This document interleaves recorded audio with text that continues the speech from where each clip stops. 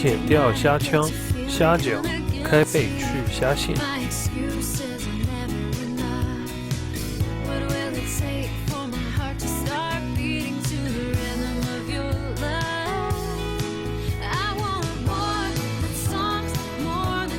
西红柿划十字刀，入沸水1分钟。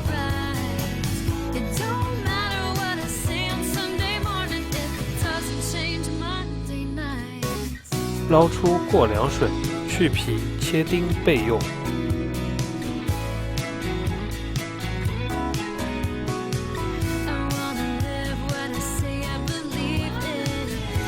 热锅冷油，下虾，两面煎一下，盛出备用。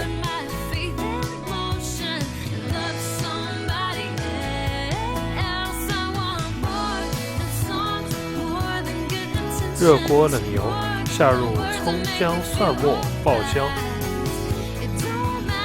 倒入辣椒油，小火炒出红油，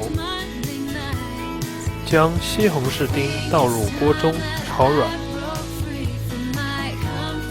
加入盐、糖、生抽、清水炒匀。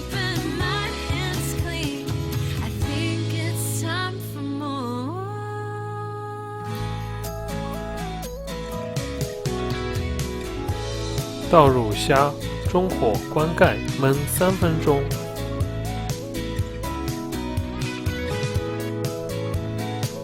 开盖，大火收汁即可。